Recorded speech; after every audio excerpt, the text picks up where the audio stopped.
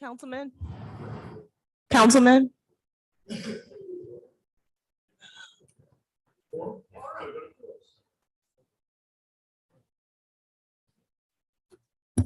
Good morning. I will call this Utilities, Cable, Telecommunications, and Technology Committee meeting to order. Aaron, please call the roll. Councilmember Morrell present, Councilmember Thomas present, Councilmember Jeruso present. We have a quorum. Also, for the record, Councilmember Green is in attendance. Thank you. First up, we have the approval of the minutes. Councilman Jeruso moves we approve the minutes, to which Councilman Thomas seconds.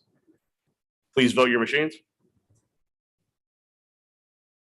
3 yeas, no nays. The minutes are approved. First up, we have a presentation by E&O on the Utility Bill Assistance Program. Come on up.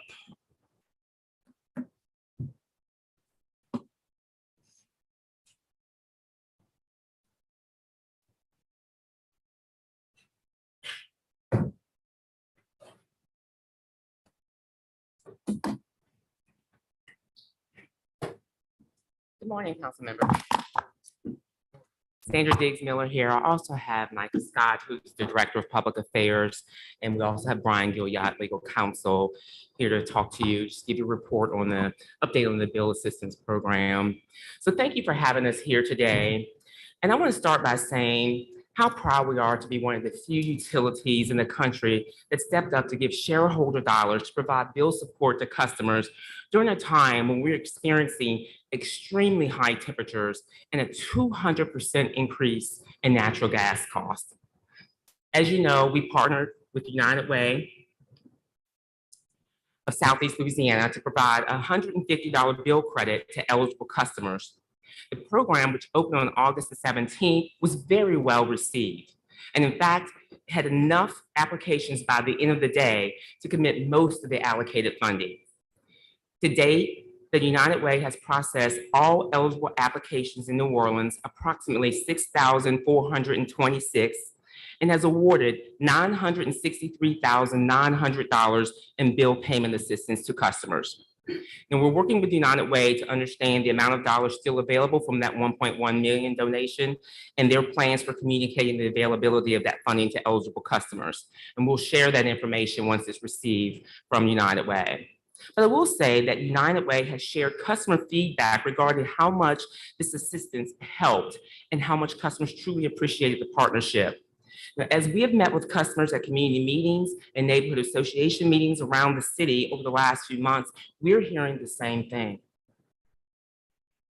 In addition to the $1.1 million donation to United Way, we made $152,900 a commitment of Power to Care funds and grants to local nonprofits to assist low-income customers on their utility bills.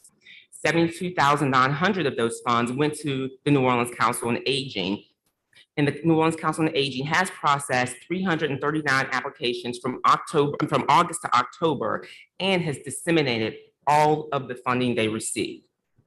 4 local nonprofits, Catholic Charities, St. Vincent de Paul, Hope House, and Volunteers of America, are receiving grants of $20,000 each to continue to assist additional low-income customers.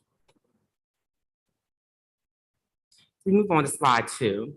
We've also partnered with Rebuilding Together New Orleans to provide energy efficiency and weatherization services to low-income customers. Our $50,000 donation will be used to weatherize 15 homes throughout New Orleans by the end of 2022. I'm pleased to report that we have completed 8 projects and are on target to complete all 15 projects by the end of December. The work has included replacing aging hot water heaters with tankless energy efficient water heaters, caulking and sealing, installing attic and wall insulation, and replacing and painting rotten siding. The Energy Smart team has also participated in these events to work directly with customers on energy efficiency measures, such as installing LED lighting and weather stripping. And we have had at least 30 Entergy employees help homeowners in making these upgrades to their homes as volunteers. It's been a tough summer for our customers, and we stepped up to assist. But we've also stepped up to listen and meet with customers in their communities, answering their questions regarding their bills, bill assistance, reliability, resiliency, and gas work being done in their specific districts, energy efficiency, the city generator readiness program, and the electric vehicle charging programs. We also encourage customers to call and schedule their free home energy audit. Customers have met the many men and women who work for Entergy doing their job every day to serve our customers. They are who this company is made of. It is important for us to be out in the community having conversations with our customers, particularly ahead of November 1st when the moratorium on disconnect ends.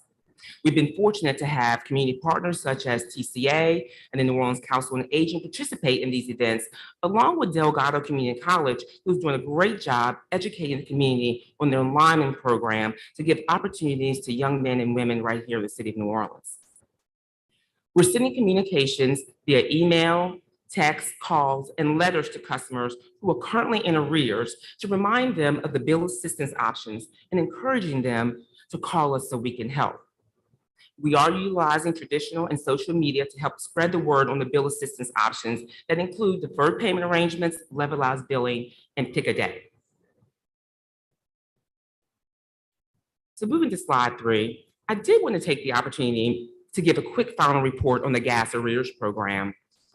The City Council allocated $5 million of ARPA funding to pay for customer gas bills who were in arrears.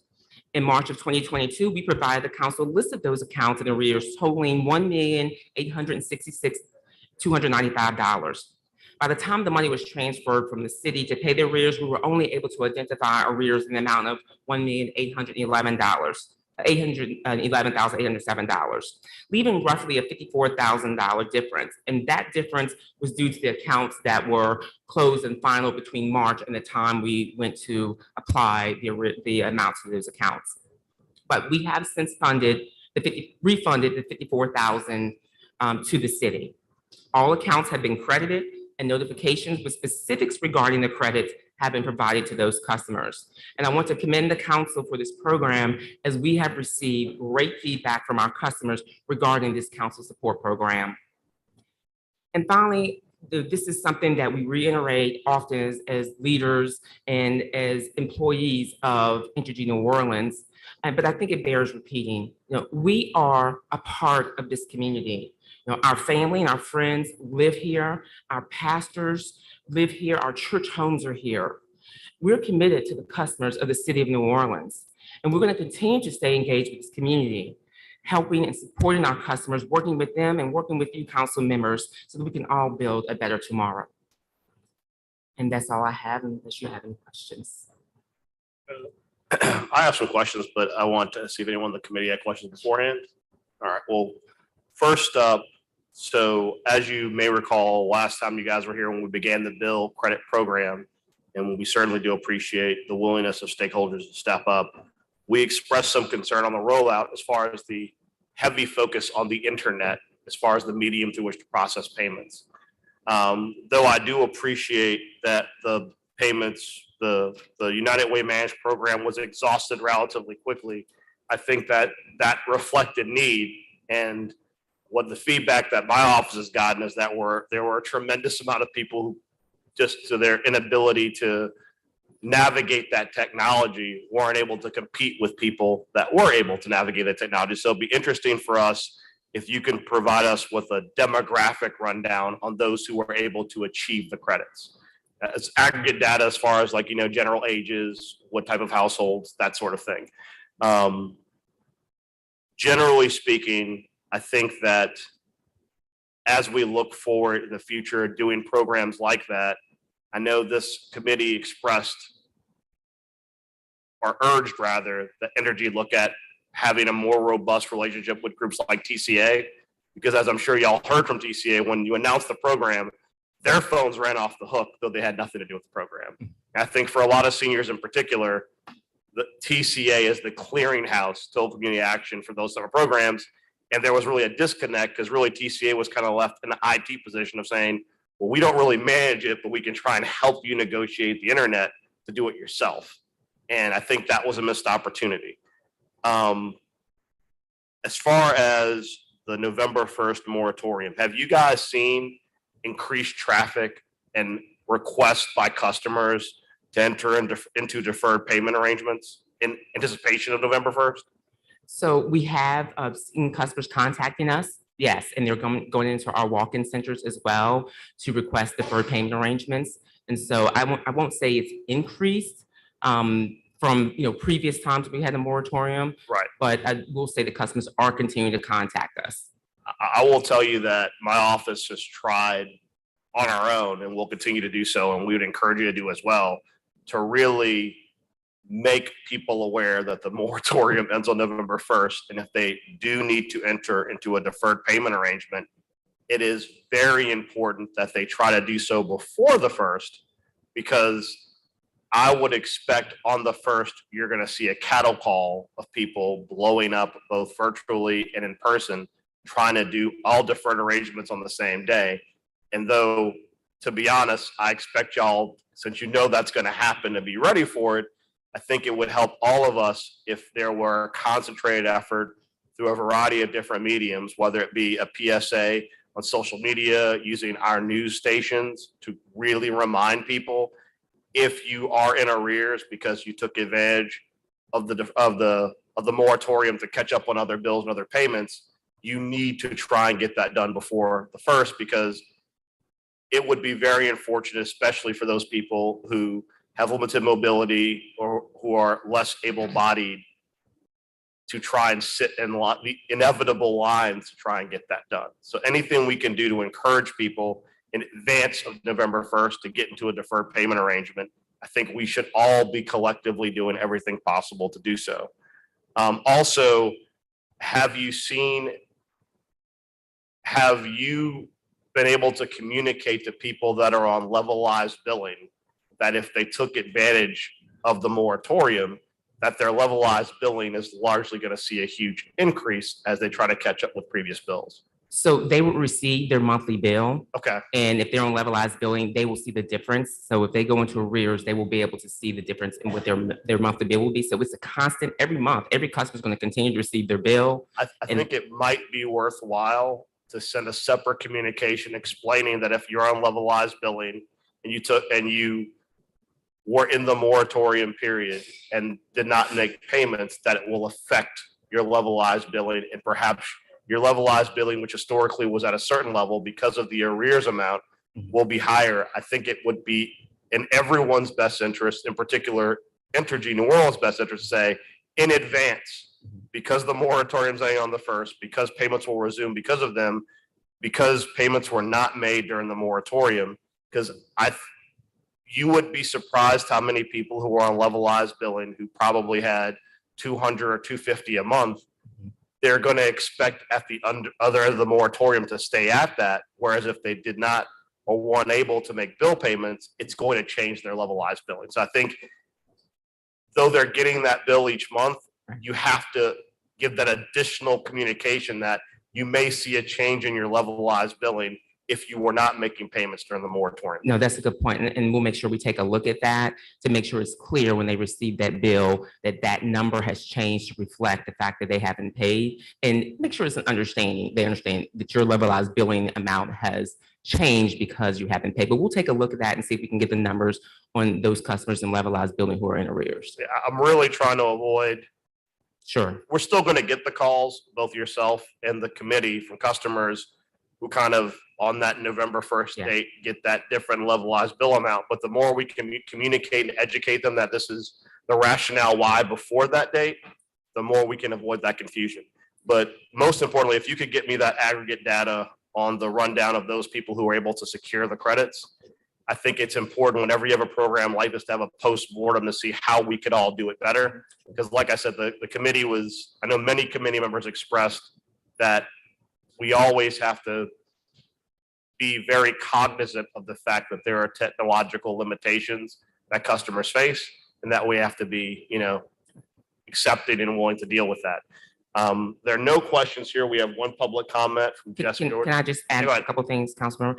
I will say, that's important, and that's why it was important for us to make sure we allocated funds to other groups, Council on Aging and the other charities, because we knew that there were going to be individuals that would need assistance and that wouldn't have to go through the United Way process as well. And so I'm pleased that they were able to step up. And we stayed in constant communication with TCA as a part of this as well. And they've been engaged with us even at our community meetings. And to your point about making sure that we're educating the public, we are sending texts, calls, emails, sending letters to customers who are in arrears to remind them of the November 1st deadline as well. And we've been having those conversations with customers at community meetings and neighborhood association meetings as well. So to your point, we're definitely executing on those communications to customers to make sure they are aware that the deadline is coming. Okay. Jesse, you have a comment on this?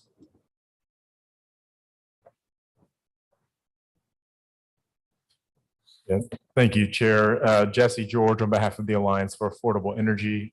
Thank you to the committee. Just some brief comments. I would suggest, my perspective on the $150 bill credit program that Entergy offered this summer is somewhat different. Rather than seeing the fact that the program filled up in less than 24 hours as a success, I think that reveals the enormous inadequacy of this effort. The fact that, as you said, your office received many calls from people who were unable to access this relief. The Alliance for Affordable Energy also received many calls in a similar vein. Gas prices are still elevated. The weather is just now starting to turn cold, and we have this moratorium that's expiring on Tuesday. This presentation we saw today offers no indication of how many people are currently in arrears or currently facing disconnection.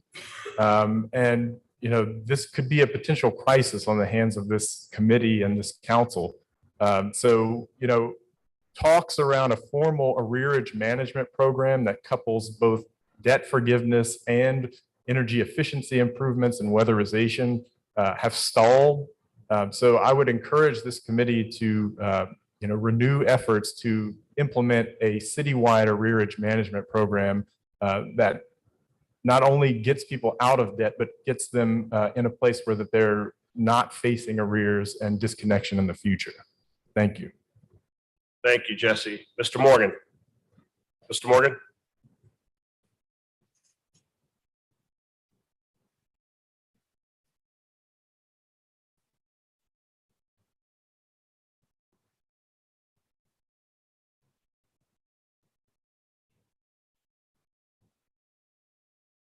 Good morning, Councilman. Good morning to everybody in the house.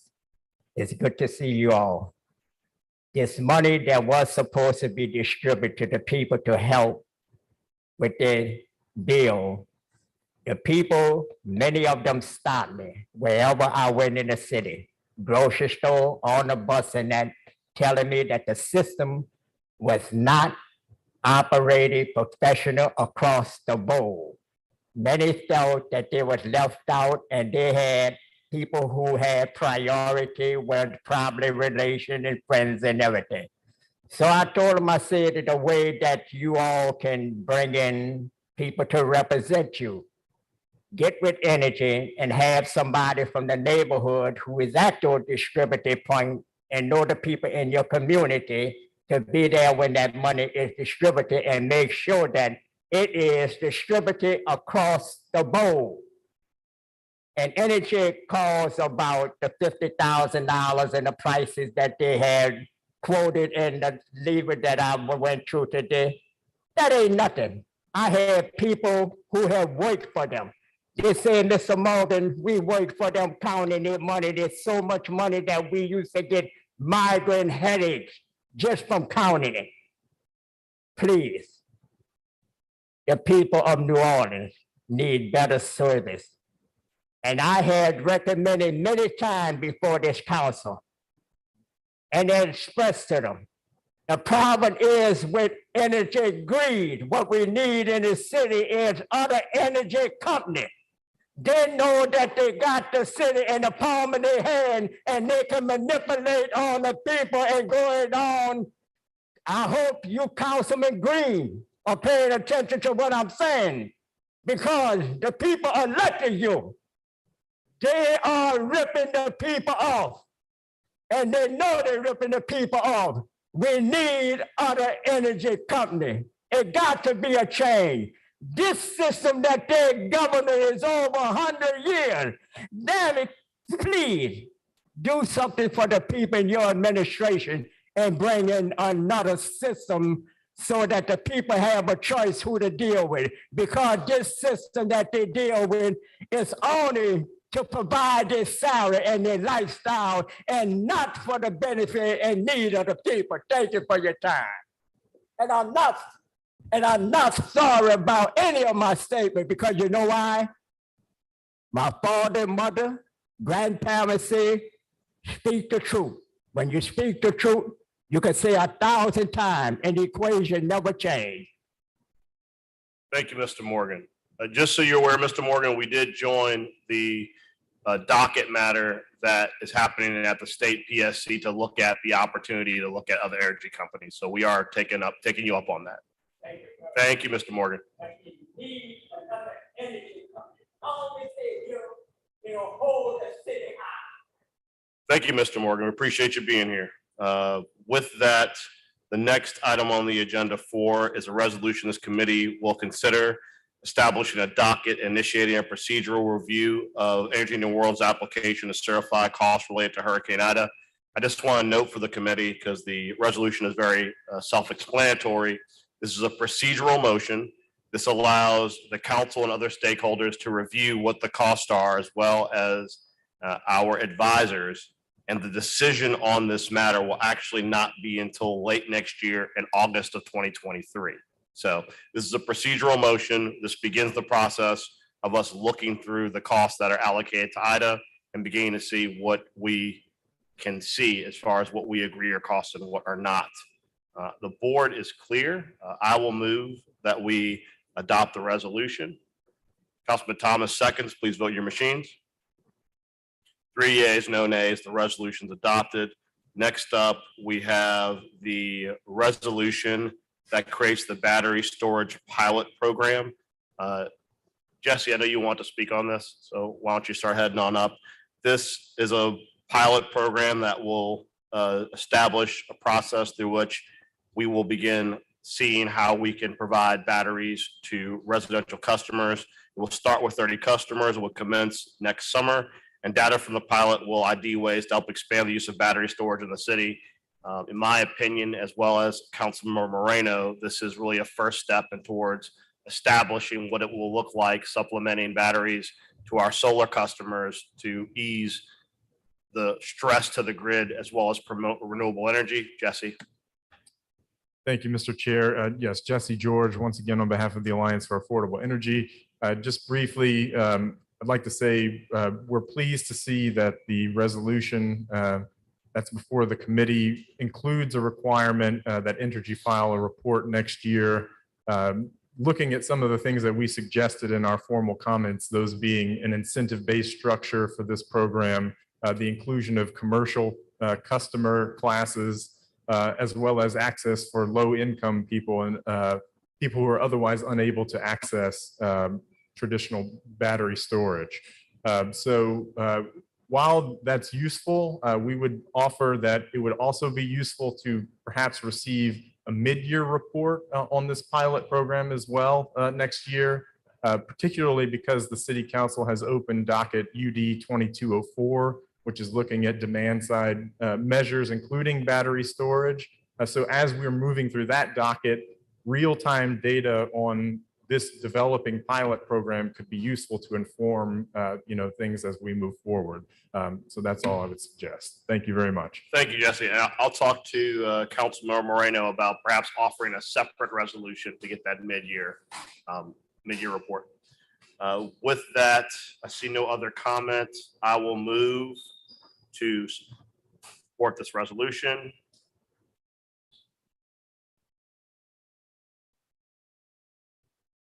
All right, I have moved. Councilman Druso has seconded. Please vote your machines. 3 yeas, no nays. The resolution is adopted. Ms. Spears, I would also further move that all items that were passed unanimously today be added to the consent agenda. Without objection, it is done. Last up, we have a cable and internet service update from Cox Communications.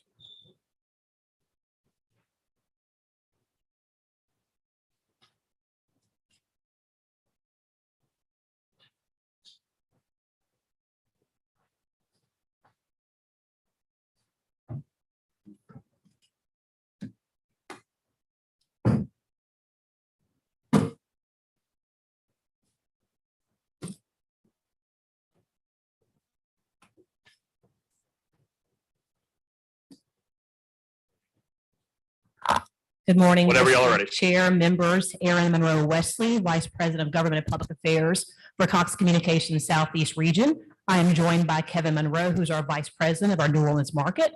Also want to recognize 2 members of our leadership team who weren't able to be here today. Anthony Pope, he's our Senior Vice President and Region Manager. He has more than 20 plus years in the cable industry business and leads our entire region, which also includes the states of Florida and Georgia. And also Christina Sarai. She's your point of contact for Cox and serves as our Director of Government Affairs and also lives and works in the New Orleans area. Just quickly want to frame who we are as a company. So Cox is the 3rd largest cable provider in the nation. We have a rich history with the city of New Orleans. And so we've had a non-exclusive franchise agreement with the city for more than 40 years. We are certainly proud of our local team. We have more than 430 members of our team who live and work and play in New Orleans. And those folks include technicians, engineers, construction leaders, just a vast amount of knowledge and history with a focus on improving the customer experience in New Orleans. And so certainly excited about our team. This slide also showcases our investment in our network. And so you'll see here, we've invested more than $10 billion in our network over the last 10 years, and then plan to invest another 16 billion the last 10 years, plan to invest another 10 billion over the next 5 years. And so excited about the investments that we're making, again, to enhance the customer experience. Really want to showcase our national network and really just kind of want to frame for you the redundancy in our network. We certainly own, operate, and maintain our network, and again, feed into a national system. And so Cox serves in about 18 states, about 7 million million homes and businesses. And that's also inclusive, obviously, of the work that we're doing in this city. And so again, this slide is just to illustrate to really show you the redundancy, meaning that we're able to minimize any downtime customers may have when they experience an outage. And so that's the purpose of that slide there. I want to start, I'm talking a bit about our residential services, but before I do that, I want to also talk about other services that we do offer. We have a Cox business arm, and so those folks help us with cloud solutions for small, medium, and large size businesses in the New Orleans area. We also have Cox Media, and they are charged with marketing and advertising services for local businesses, and then YourView. And so we have a dedicated channel in the city of New Orleans that's focused on the culture, the arts, sports, and other kind of programming for the city. In terms of residential services, you'll see from the slide, we have a variety of services we offer. Starting right to left, our home security services, which we call Home Life. We also have voice, which is our traditional telephone services, video, which are cable services, and last but not least, our broadband and internet services. And so certainly the goal there as we talk about broadband is keeping families connected through broadband. And we do a lot of that through engaging community partners in the city of New Orleans and throughout the broader parish area. And so if you look at our affordability programs, we have been engaging in affordability programs since 2012. And that began with our Connect to Compete program you see at the top at $9.95 a month. And so this program is designed for families that are on some type of government assistance that have a K through 12 student in the home. Again, they're able to be offered that plan at $9.95. You see at the bottom of the slide as well, Connect Assist and Straight Up Internet. Again, offerings all designed to broaden that digital equity focus. I want to talk a bit about ACP, the Affordable Connectivity Program. We are partnering with the federal government to ensure that those families in need are able to have that $30 subsidy allocated to them to really help offset some of those expenses around broadband. To date, we have about 575,000 customers on our digital equity programs. And so that includes both ACP, Connect to Compete, and those other program offerings. Specific to the New Orleans area, we have about 22,000 customers who are on ACP in New Orleans. And so continuing with that outreach with several community partners that we've engaged. And so here is just a highlight, very high level offering of the folks that we partner with in the community to engage nonprofits in our work. You'll find that our focus here is really twofold. One, we want to enhance the work that they're doing to improve the lives of folks that live, work, and play in New Orleans, but we also use them as third-party advocates to get the word out about our digital equity and affordability programs. And so it really makes sense for us as their trusted partners. You'll have a lot of these nonprofits who work with children and families, veterans, and others that are in need. And so again, we use them as a trusted voice and advocate to get the word out about digital equity programming. Lastly, I want to wrap up in talking through kind of our investment in the community. I've talked already about the number of employees that we've engaged, but quickly wanted to highlight a few other numbers in terms of payroll tax. Again, going into the New Orleans community, 31.5 million paid, and this is on an annual basis. If you look at taxes and franchise fees paid, that's about 23 million. That's an average for 2019 and 2020. And then finally, our investments in the community. So over 1.6 million invested, and that's in cash and in-kind contributions to New Orleans area nonprofits. So again, excited about the work that we do to give back. And then we'll wrap up with how our customers can engage us. And so we have several ways our customers can connect with Cox. You'll see there whether it's calling directly our 1-800 number, through live chat, text, or solution store. Again, we have several pathways to engage our customers. We are proud of the fact that we have a 97% customer satisfaction rate, but that means that we need to do a better job for the 3% who are calling that may need some troubleshooting issues. And so look forward to your continued support to kind of advocate for those pathways to get in contact with us. And then we talked about the investments, node splits. I mean, we're doing some things to enhance the network to certainly reduce that 3% that are calling in because they may experience some type of issue. And so with that, I will close and we'd be happy to answer any questions that you may have. Thank you. Thank you, Aaron. Pleasure to see you again from working with you at the legislative level. You've got a lot of questions. Okay. First, Mr. Thomas. First of all, thank you guys for your presentation. What is the benefit from a corporate perspective and community? What's the major benefit that Cox provides here? If you guys could sum it up, I would say for me, the benefit is the actual service. If you think about how we're connecting with one another, we are likely connecting through the internet. And so for us to be able to offer that service and to provide a discounted rate for those families in need who aren't able to afford that service, to me, that's the greatest benefit. But we're also investing back in the community. And so we've talked about the many nonprofits who are working to enhance the life in New Orleans, and we're making those investments into them as well. So what happens when the service isn't reliable? Not long ago, there were several disruptions. I know in parts of New Orleans East and the subdivision that I live in, I think maybe we had 5 or 6 disruptions in a row. Okay. So what happens? How do you mitigate that? And how do you reimburse the customer, especially if they don't ask for it? What happens when you have these disruptions? Or is there a process for reducing the customer's bill? Because we had a period of few years where there was a disruption every time the wind blew.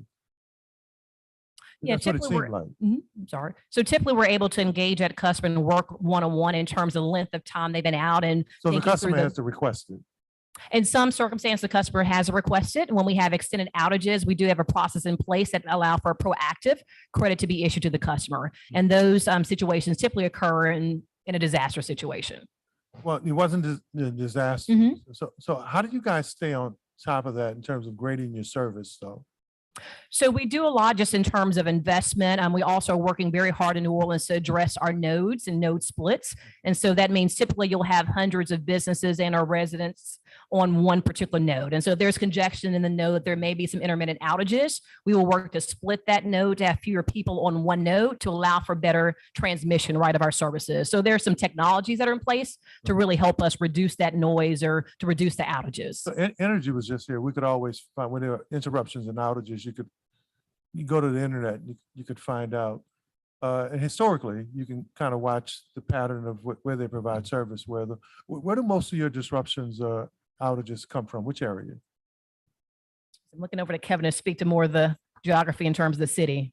Yeah, I'm not sure that we can quantify or share specifically where most of the outages come from.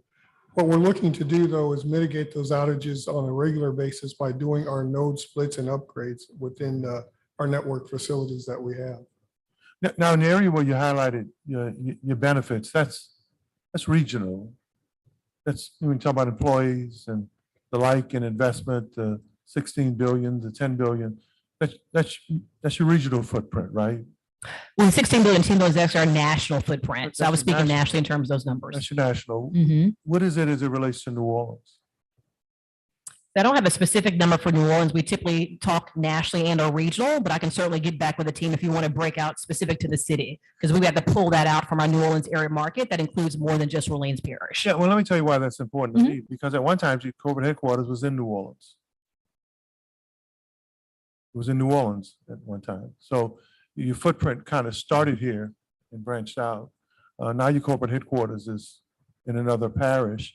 And then, so we kind of get lumped in to the region. So I think it would be helpful to know, especially, since your corporate headquarters was here. And we kind of graded Cox on that original franchise agreement that kind of gave you guys some exclusive rights here. And it'd be good to know, especially what the investment impact is in our parish. And, not to say that the rest of the region doesn't matter, but, home is where the heart is. Yeah, we can certainly look at the economic footprint that we have in the Orleans Parish area. Yeah, that would be nice to know. All right. And I'm just kind of getting new again to this, right? There used to be a policy for when there were disconnects, especially if people lost their service, they could turn it back on. Now they have to send a technician out, and there has to be a connect from the utility line to the house line. And I think I'm just dealing with innuendo and what people say. Whereas I do know at some time, if a person was moving to another location, you could turn it on. So now they're saying someone has to come back out to reconnect from the utility line to then get them to turn on. When did that start? Why is that? Yeah. Why did they discontinue the practice of just leaving the original line where it is? And if you move, just turning it back on? Why would they do that? Yeah, I'm not sure that there is a discontinuance of that particular practice. We have something called quick connects which means that you're allowed to move into a residence, whether it's a MDU, we also have it for SFU, single family units as well, that we're doing quick connect services in. And that allows us to, as soon as a person moves into that particular location, it allows them to call and just activate the service without necessarily having to have someone come out. We also do self installs where if someone goes to the retail store, they order our services online and have equipment shipped to them, then they can do a self install as well without having a technician sent out. I'm just trying to revisit some Sure, stuff please. that I maybe thought I know, so you guys can help me. You used to have a whole list of minority contractors that used to participate locally. Mhm. And I know with the original franchise agreement, the ones that was negotiated after that, you could see those folk who lived, especially African-American men and women businesses who were part of that service. Now, sometimes when the trucks roll out, you see license plates from other states. Or I think in one crew that came out to do some connections, they were from Mississippi. So what happened to you guys' policy for, especially for local and DBEs, especially at that end, that part of the company for participation? Where is that now? Or No, we continue to be very proud of our work around inclusion, diversity, and equity. A lot of that focus is around supply chain. And so these are folks that may be behind the scenes that you don't see as a technician, but we're certainly working to invest in minority-owned businesses.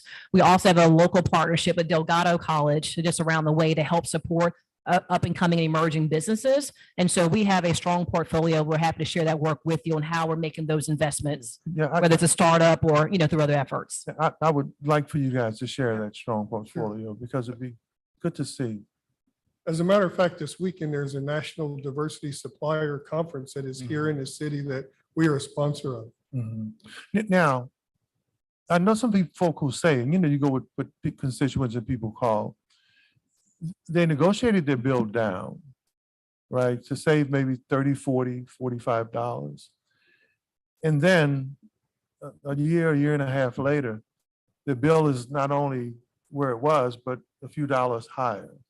Does that happen in some cases, or why would that happen? There are some cases for which we offer promotions, and those promotions have an expiration date. And so it could be likely that they were on a 12-month promotion and that promotion expired, so they would revert back to what the original cost was for their services. And so we do have promotions that have a time expiration associated with them. Okay, and is the customer made aware that there's an expiration there? They should be made aware of that, yes. Do they get it in the mail? Do they get it in alert system? Does someone come knock on their door? How do they get it?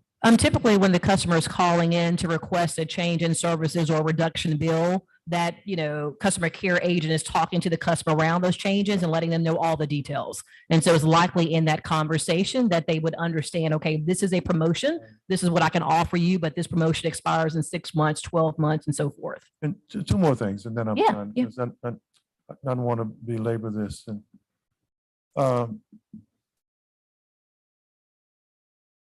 it's very difficult, customer service, and that's from a first end. Sometimes when you guys call, it's not very easy. The customer service centers are really good. People try to help, but when you call after hours or if you call on the weekends, it's not easily accessible. How do we make that a little better or more efficient? And we can certainly take the information back to the team, but we have hundreds of customer service agents that are available, not only certainly within this market, but beyond. And so we feed into a national, network in terms of customer service agents helping to identify and understand needs and solving those situations. We can certainly share the feedback with the team to understand if there's some metrics that we need to work on.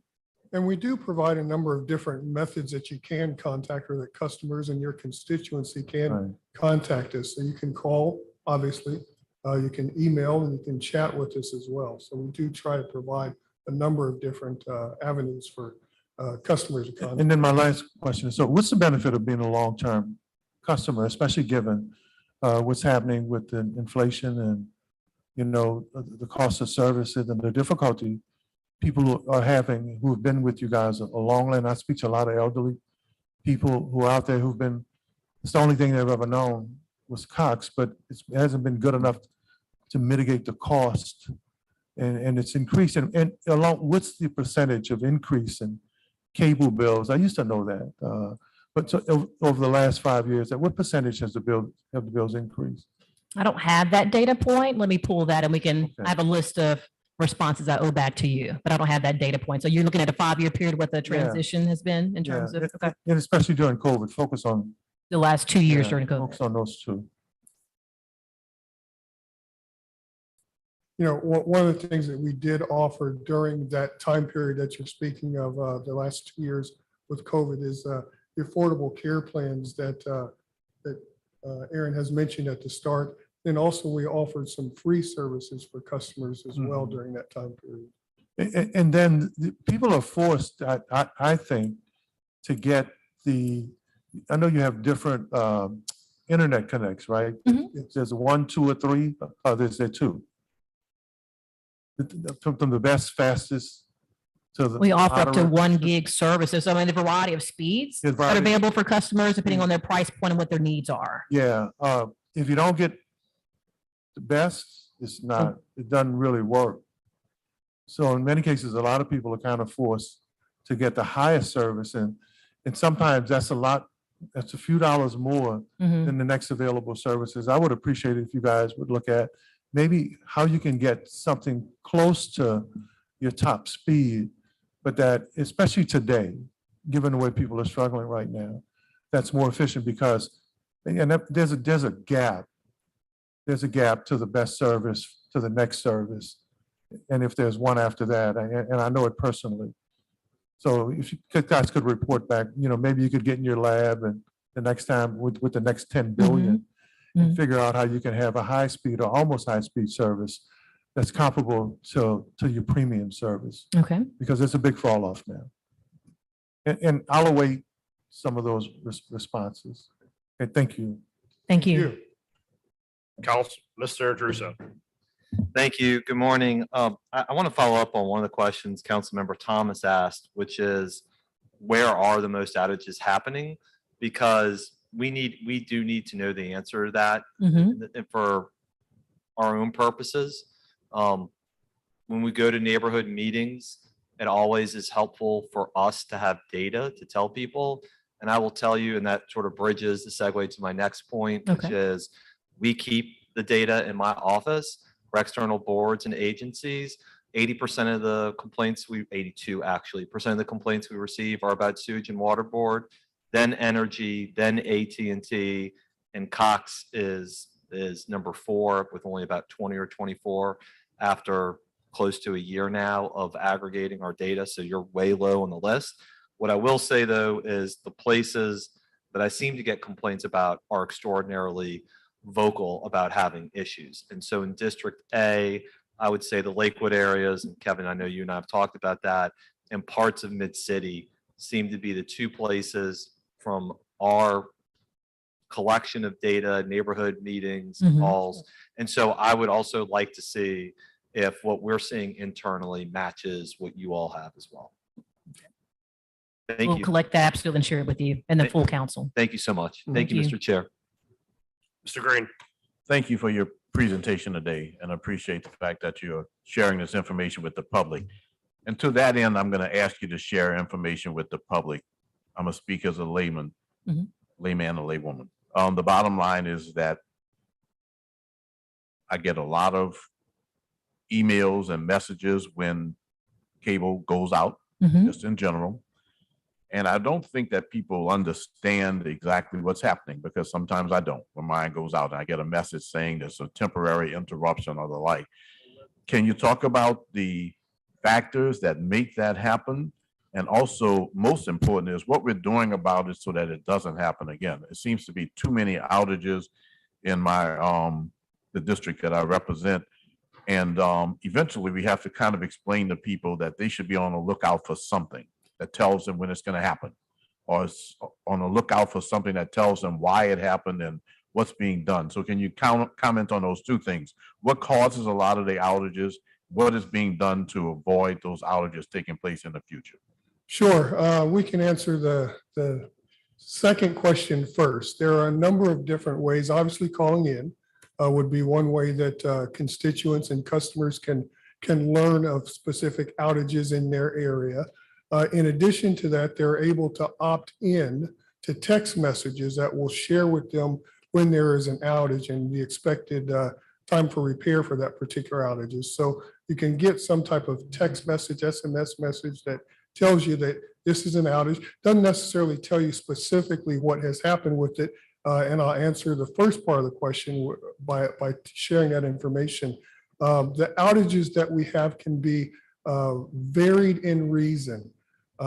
There can be a car that took out one of our optical nodes. There can be a service utility truck that has pulled down some of our fiber. There can be at the network level within someone's home, there can be ingress that comes back from someone's home because they don't have their connections tightened. There can be ingress in someone's home because they've got their router in a closet covered by clothes that's providing ingress back into the network. It's not providing an optical Wi-Fi experience. There's a number of different reasons that can cause specific outages that we have. So when a person opts into text messages to get information that shows that they're in an outage, until we get out there and are able to ascertain what has happened with that, what has caused that outage, we don't necessarily know. So we're not able to say specifically there was a truck that took out a large fiber cabinet in this particular area. But we do provide them with outage information and share with them that the outage should be repaired within this particular time frame. Just, do you all share the information as to what happened? I mean, it just comes back on, but do you share it in a text to say that it was caused by something specific? After the That's outage, kind of helpful. Yeah, even if it was a truck taking down a power line or something like that, obviously that's something that can be communicated with the public and helps build Sure. trust and helps people understand maybe sometimes a little bit more than it just went out because of the weather or something like that, you know? Yeah, if we have that information, typically we'll have our customer care folks understand and provide information and feedback to customers that call in. I'm not sure that we are able to put that on the outage notification after the outage is actually over. But you could put it on the website and people go there and take a look at it. And just- We can it's a- take it's a- that it's a- back. It's a trust factor. I mean, Well- it's just one of those things where people just feel more comfortable when they know that it wasn't for something that Sure. that they may have done. Mhm. You know, that their instrument in their closet is just fine, you know? Absolutely. We'll take that back. Okay. Could you also talk about areas that Cox in the city does not serve? Are there areas? Because it's kind of an urban legend, and I need to make sure that I understand because I haven't made the calls. It's not an urban legend. I guess it's reality. There are some areas in which Cox does not provide services. I'd Is say there- typically, Kevin, correct me if I'm wrong, I think they have a 98% penetration rate in terms of services provided in the city. Talk to me Yeah. about that 2%. Yeah, 150 is a lot of First and houses. I'm sorry, yes, sir. First and foremost, if there is an area or a constituent that you hear of, please, by all means, reach out to us and we will do the research to try and find out what's going on with that. Specifically, the reason Wait, why it's important that I want you to hear because No, Councilman the- Towns is going to give an example. and I'm gonna The say issue is, Desire the area, issue is the connection. right? Uh, This is so if- Desire, Florida area. If there are certain developments of businesses that are established, if Cox hasn't routed something into that building or into that establishment, then the cost can be enormous or very prohibitive for folk to to negotiate with Cox to connect from the street to the business, to the residence, or to the establishment. That has typically been the problem. So when you talk about 98% penetration, it's access to your To the general, actual service. access to general lines, Okay. not to that business or not to that establishment. Yeah, I think the best picture to paint, if I can, is majority, again, 98% of the market that we have is able to get our highest tiered service. So from lowest to highest, we have all of those services available to our customers. If there is a street that has someone at the end of that street that has built a new house that we don't have services going to the end of that street or the extension of that street, then those are one-off type situations where we have to do what's called a serviceability request. In doing that type of request, what we do is we send our technicians out to determine what it's going to cost to build out to extend the services to that location. In many cases, what tends to happen is there is just a nominal fee. We also deal with situations where it's a new subdivision. There's not a whole lot of that happening in the New Orleans area, but if there's a new subdivision where you've got 4 or 5 homes there and one customer reaches out, a lot of times what we will see happen is that entire subdivision or entire group of homes, 4 to 5 homes, if not more, they will work together to have those services paid for that builds it to their location. And then they share or split the cost to actually do the serviceability request that we have to bring services to that particular location. So I say all that to say this. There may be pockets within the city, within specific areas that might have a new home put on it, a trailer, a fish camp. We see those tend to happen a lot of times, that you don't actually have services built to that one location. However, surrounding locations, we've got services into most of those areas. Are there areas where certain upgrade resources are not available because of the fact of an area? What do you mean in terms of upgrade resources? High-speed internet versus regular internet. I mean, look, I'm telling you these things, and I haven't been into the households, but I trust the individuals who are telling me. Sure. For example, the ninth ward around St. Mary's of the Angels. Many people have suggested that they can't get high-speed internet, but they can get internet. Why would that be? Let's say that it is the case even in 1 or 2 places. Why would that be? Great question. I'm not sure that I have that answer. I can tell you though that if we are able to bring our lowest tiered service to that location, to that area, then they also will be able to have our highest tiered services. Because the way that we provide our services, we build the network, we build the facilities to the actual location, and then we are able to turn on whatever tier, whatever level of service that individual wants. I've had people tell me more than once, which is why I'm kind of asking you all this, and not to put you on the spot, because I know you don't have it, but the information, but I want you to look into that because maybe customers are concerned and maybe don't have the right information. I do tell them to contact Cox, and our office has even done so in some instances. Sometimes it gets a little bit confusing, but are you saying that there's no reason that if you can get the most basic of services, that you can't get all the other movie channels and all of the high-speed internet and everything that's offered in any other area? Yes. It has nothing to do with the physical area. Correct.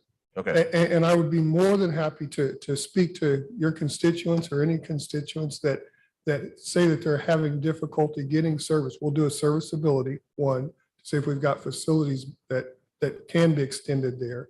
And then if there is a situation where someone says that they're not able to get Gigablast or our premier services that we have, we will certainly look into that and see what's causing that. And again, I have not been aware in my 9 years with Cox, I've not been aware of a situation where we have had services, the lower tier services that are run into that location, into that home, and they can't get our highest tier services. Not saying that it couldn't happen, but I've not heard of that situation.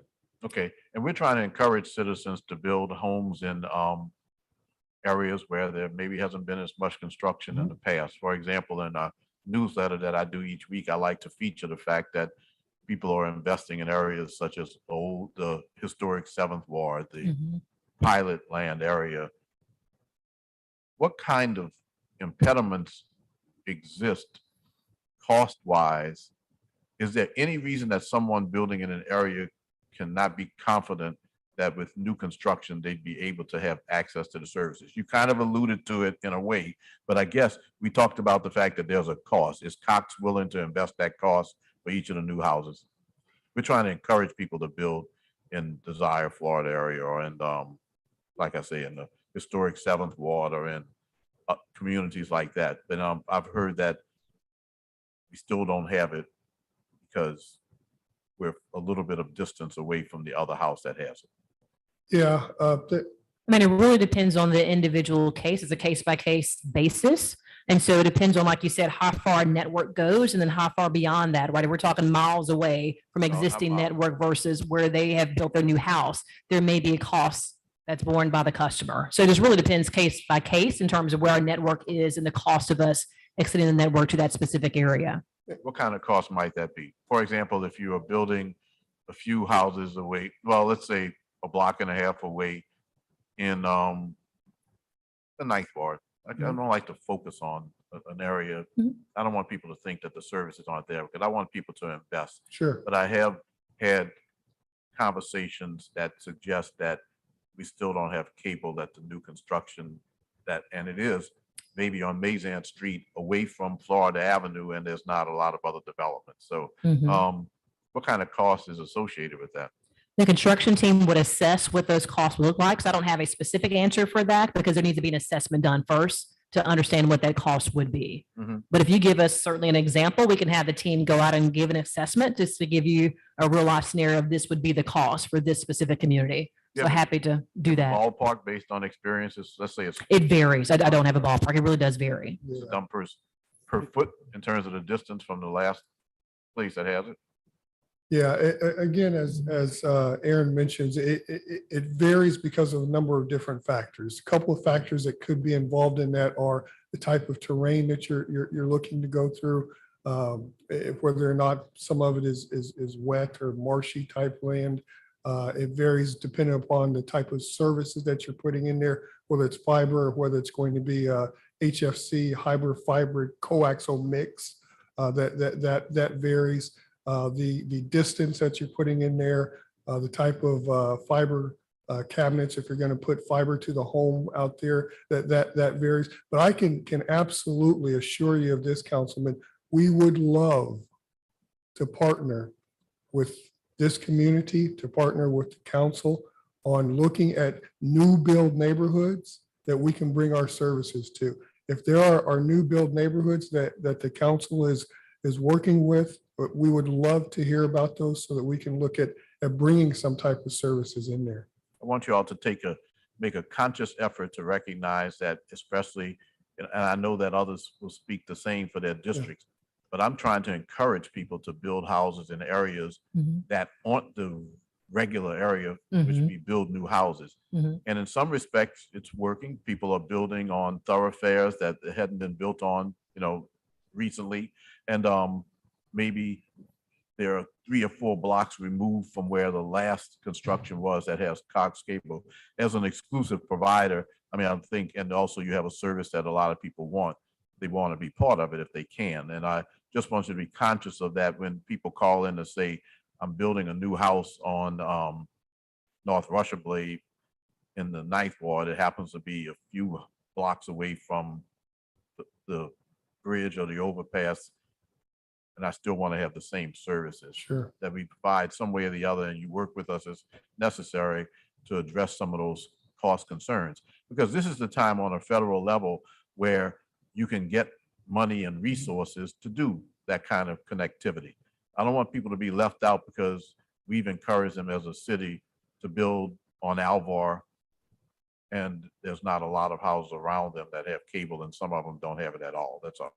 Yeah, Councilman, that is absolutely a great point. And again, we would love to be able to partner with your office or with any of the council members' office to see if there are new build neighborhoods that we can bring our services into and do so in some type of partnership fashion.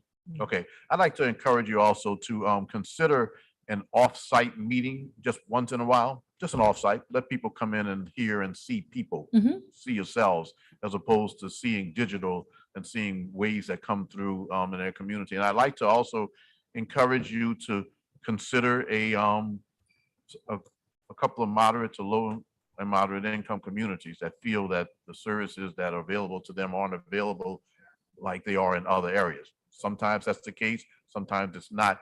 But in terms of encouraging them to encourage their relatives to move into the area and to build and to renovate and all. I think that there's a level of comfort that is created when there's a meeting, let's say at St. Mary's of the Angels Church, as this happens often, just an hour or so, and come and meet your Cox Cable Yes. representatives, your Cox Cable leadership, Mhm. and hear about the services they have to offer and tell us your concerns. That's all. Happy to do that. Thank you. Thank you. I'll close out with a couple of questions. The first, these might be a little more technical because I'm more, I guess, technologically advanced than most of my colleagues. I've got a question regarding speed paid for versus speed achieved. Mhm. And specifically, my own personal experience, let's say, for example, you're paying for 500 megabytes of speed. Mhm. Yet both Cox and yourself, upon analyzing, realize the highest you're getting in your house is 300 megabytes of speed. And I can tell you in my own experience, as a former Cox customer, it seemed like no matter what speed I was paying for, the maximum level, I was getting at best the speed at the next lowest level. As in, like, if I was paying for, I didn't stay long enough to do Gigablast, but whenever I up my speed, and admittedly from Cox customer service due to infrastructure and other issues, I could never hit that speed. I guess my question becomes, I was technologically savvy enough to realize I was not hitting that speed. How much does Cox police itself to make sure that people are getting the speeds they're paying for? I mean, I would certainly say that we encourage speed tests. We conduct our own speed tests when we're at a home and assessing the noise that may be occurring in that individual home as well. If you look at kind of our reliability from Ookla perspective, and that's a national kind of speed test, you'll see some of the history in terms of Cox being a very reliable source in terms of, offer speed, the speed that's actually being provided. So there may be some outliers that we're happy to explore, but I mean, through speed tests, certainly you're able to determine. I can what the certainly actual tell speed you is. from the Vista Park and Oak Park neighborhoods, I'm in Vista Park, Oak Park's adjacent to us, and this is pre me becoming a council member. It was a pretty consistent complaint. I think Okay. that it might be worth Cox doing a bit of customer outreach and maybe telling people, hey, it might be worth your while every month, every 3 months. Because I mean, I'm familiar with the Ookla speed test. It's very straightforward. You just log on to the website, it does the speed. It might be worth having that education piece saying it might be worth monthly, quarterly doing the speed test to make sure you're achieving the speeds that you're paying for, because people often express their frustration at slow speeds, but they don't know the underlying steps to take to figure out what their actual speed is. Mhm. Because if someone knows they're not getting the speed they paid for, then that would then trigger them to schedule a Cox technician to come out to see if Yes. there is something on their end that's not meeting the necessity. I mean, it could be as specific as, I know there are times when people will upgrade their speed, but not upgrade their modem. Mhm. And that is an also issue. a Cox issue too, because if you're paying for your modem through Cox, Cox should know that when they're selling you a higher speed, the modem potentially can't achieve that speed or that reliability. Mhm. And I think there needs to be more of an effort for Cox to communicate with customers, say, one, test your speed. Right. And two, if you don't hit your speed, please contact Cox customer service to get a technician out to see why you're not getting it. Mhm. Because I know from people on that end, as far as like, I have multiple devices, everything is sluggish. There are a lot of underlying steps that they're not aware of they could be taking, and Cox should be taking with them to figure out why they're not getting the best experience. So that's my first question. But I also want to encourage you, in my experience at least, I know that when we were able to identify that I was not getting the speeds that I paid for, customer service was actually very understanding in that they would go back in my bill and see how long I had not been achieving that speed. And I would get a rebate or something like that saying, if you were paying for 500 and we could see on our end you were getting 300 for 3 months, we can figure out how we can do a bill credit to get you where you were paying for, Right. not what you weren't getting what you were actually Yes. paying for. Where is Cox on fiber optic investment across the city? Because obviously that's the question I get from everyone, which is, there is an aggressive effort by some service providers to push for fiber optic. I know that there was a time where some of your competitors had DSL, which was the worst, and Cox had cable connection, which was substantially better. And now cable has really been leapfrogged by fiber optic to a significant degree. What is Cox's investment in New Orleans currently to push fiber optic? We're certainly working in all our new builds to advocate for fiber, right? And so if you look at those investments, they're definitely there.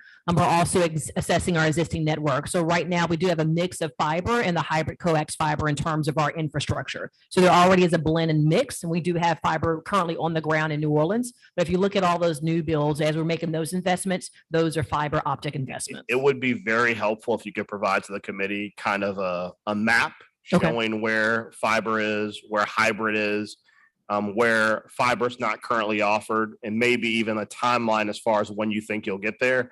I say that specifically because for those individuals who are starting new businesses, for those individuals, I know that we've had a tremendous amount of investment from post-COVID remote work, where major companies that are purely digital platforms have moved here or moved some of their staff here, only to find out that the necessary speeds to be able to communicate with home base, whether it be Microsoft or Google, for example, if they move here and they say, we're going to make a remote work location, and they're not able to achieve those speeds through Cox or their competitors, they're not long for New Orleans. And so us knowing where fiber is available, where hybrid is available, where fiber is not available, as well as the timeline when we're interacting as council members, even when NOLA Business Alliance is interacting with individuals, having a clear indicator of where the highest speeds are available is essential, because if the first experience a new person operating in game development,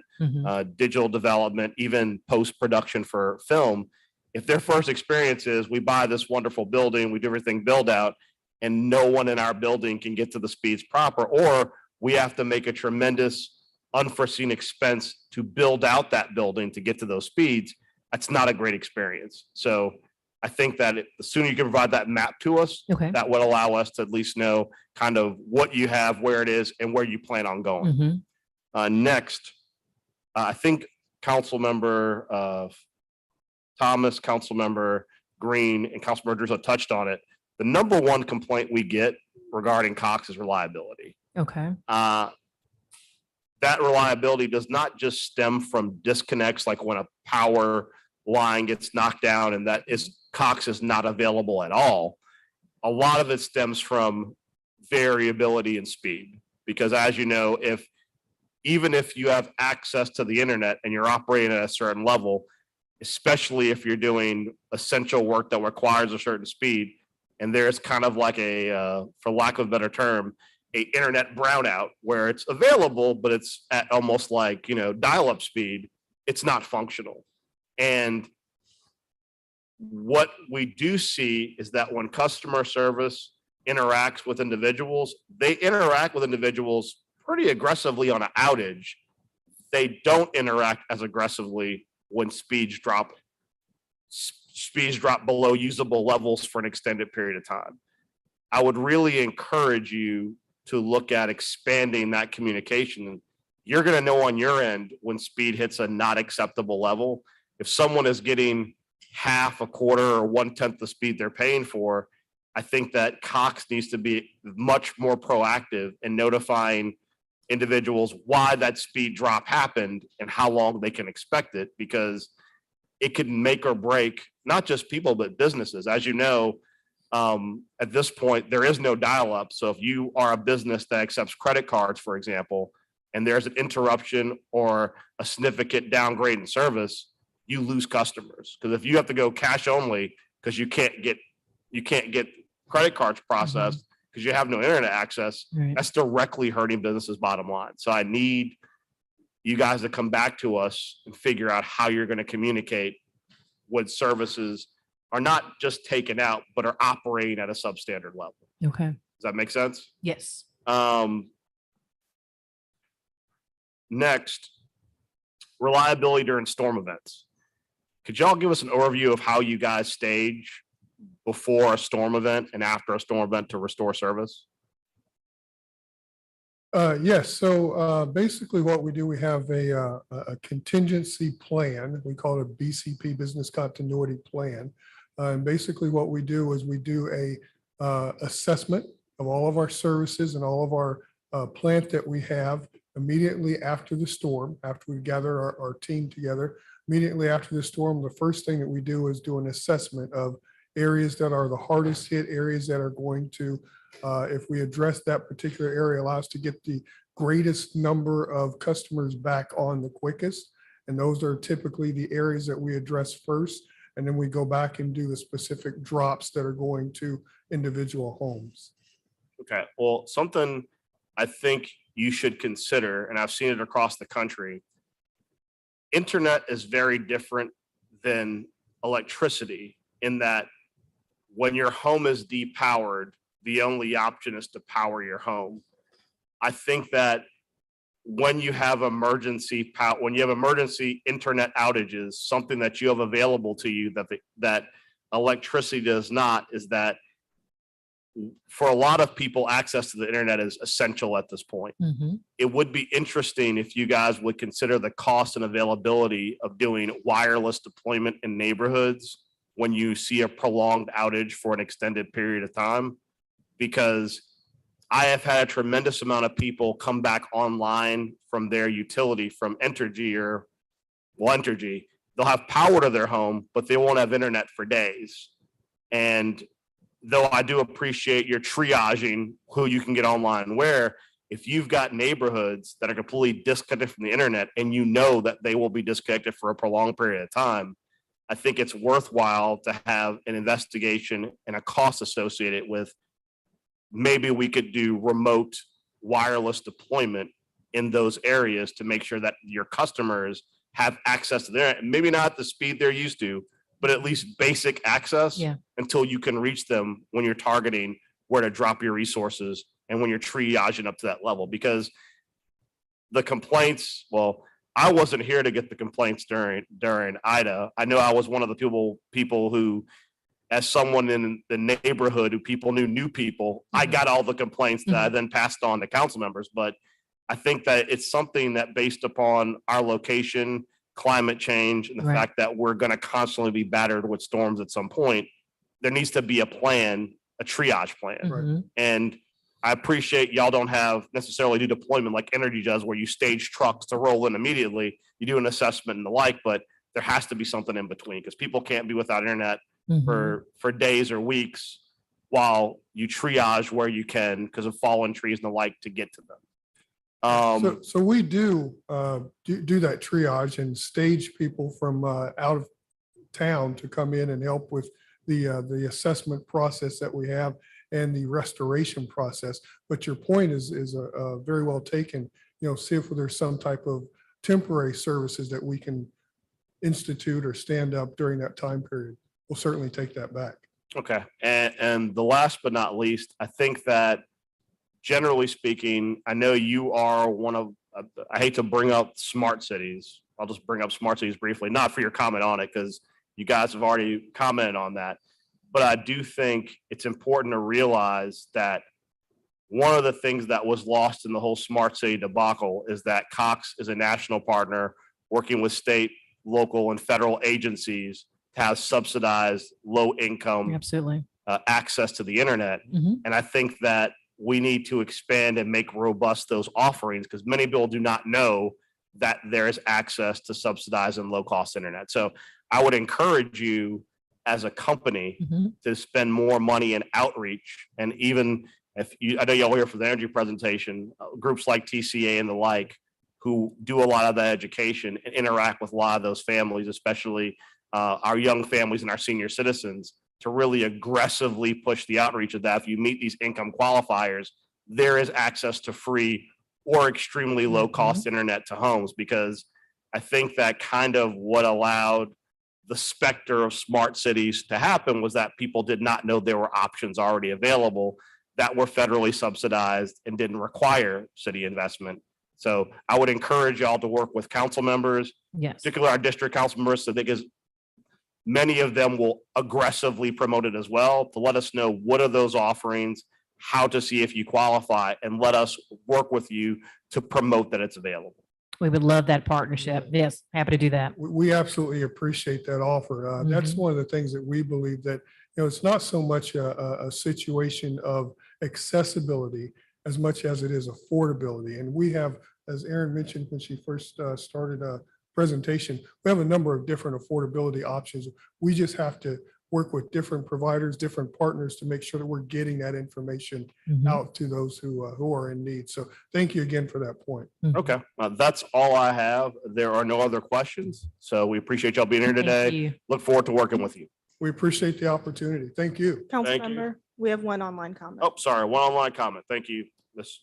Spears. The comment is from Elaine Leda. She says, I have had AT&T broadband since 2008. Since September, connection has been intermittent. I've lost 5 days of work, therefore pay. I'm a remote worker since 2010. I've spent more than 10 hours talking to customer service and text with them when they come out. The lineman says it's the lines from the house to the pole to main. This has not been fixed since September. AT&T needs to fix this damn problem and also get fiber in our block. This is costing me and my federal employer far too much. That is the comment. Thank you for that comment. That concludes all the comments. Thank you very much for being here today.